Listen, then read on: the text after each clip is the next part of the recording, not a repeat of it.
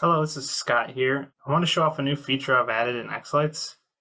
Kind of in the last year or so, I've seen a lot of people who have been getting moving heads. And one of the kind of limitations with moving heads is it's really hard. We didn't have good support in xLights for color wheels. There was a way to do it with state effects, but it's kind of clinky and not really easy to do. So what I did is I went out and bought a cheap moving head here. In xLights, I now added support for color wheels in the DMX moving head model. So in xLights here, if we add a moving head, we can draw it out. I personally like the style of 3D here. It'll show a little head. But now we can set up the channels. So the moving head I have is a 9-channel. So we'll set 9 channels. I have the manual here with all the channels. So pan channel is 1, tilt is 2, and then we'll have an option now, and it's called color type. So by default, it'll do what was previously the only mode we had, which was like RGBW, but now this is a drop down and you can select color wheel. When we select color wheel, we'll now have an option to do the color wheel channel, which on my moving head is 3. We'll have the dimmer channel, which this is basically most color wheel moving heads have the color wheel, which selects the color, and then you actually have a dimmer that changes the brightness of the light bulb. So the dimmer on mine is channel 6. And then we have an option for color wheel size. And this is how many colors are in your color wheel. So by default, when you first create it, it'll do 4, and there's a little plus arrow here if you hit. It'll show the colors that are defined.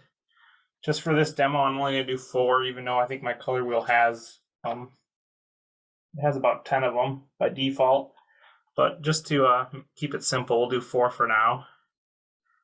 So how this kind of works is you need to set the color, and then this is the DMX value in the moving head that needs to be set for that color. So based on in your manual, it'll normally show when you want white, I need to do a value of 5 on mine. Red is 10. Green is 30. And then blue I have is 40. So hit tab. And then I also had an option for a shutter on value. So a lot of moving heads have basically like a shutter channel, which will either just turn the light on, turn it off, but it also can strobe it as well. Just for this, I just want the shutter to a standard value. So if we put 10 in here, according to my manual, that'll open the shutter and it'll cause it so basically the light will come on. If you don't set that up, what I found in my head is that the shutter didn't open, so you didn't see any light. If you didn't want to set this, I also have to set the shutter channel. So on this, it's 5. There's also an open threshold, and this basically will just show when the shutter is open. If you don't want this to automatically be set, you can just set this on value to 0, and then you would manually set it with like the DMX effect. I'm going to set this up with a controller so we can see it. So we'll set it to DMX open because I have my controller hooked up. Now that we have everything set up, it looks correct to me. There are more options where you can adjust the pan and tilt to make the preview look correct. I'm not going to deal with that for this right now. But I also had this option, so after you set up all your channels, if you go to the node names here, a lot of people will like to put in the node names, and this will show up in your sequencer. Well, now if you have a DMX type model, there's this button that'll appear, and if you click this and do generate node names, it'll basically take all these definitions we put in and put in the node names automatically for you, so you don't have to manually type them in. If you wanted to fill in the other ones that we didn't set up, like I know 4 is the gobo, and I'm not for sure on the other ones, but you could put those in manually as well. But I'll just do what it auto-generated.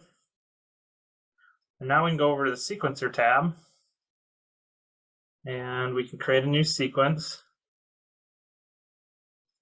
Let's do animation. And now with my moving head here, we scroll, you'll see the channels are automatically in there now, the node names. And what we should be able to do is I'm going to add another layer below it just for future. But we can just take the on effect, put it on there, and what you'll see here is the on effect will cause, so underneath the hood, the color wheel is converting this green into the raw DMX values. So the dimmer channels are 0 to 255.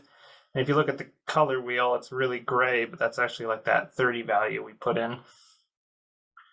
And now if we do output to lights, if you can see in my window, you can see the moving head is green.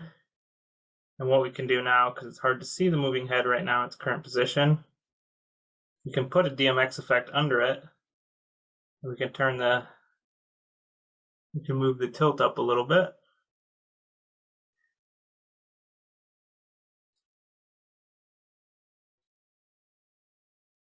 And since this is basically an on effect with standard stuff, is you can change the cycle count through your plus and minus, and you should get that, color will change.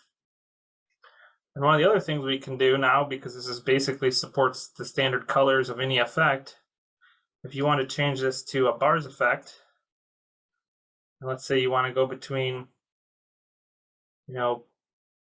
blue and green here, you can see the moving head is changing between blue and green, and it has, the standard options. Because it is a color wheel, like if we do go to red, you can see it jumps over the orange because the color wheel goes red, blue, green, and there's orange in the middle of it. So there's no real way around that limitation. But yeah, that's kind of it. Just a simpler way, hopefully, to do DMX moving heads with color wheels. So yeah, thanks.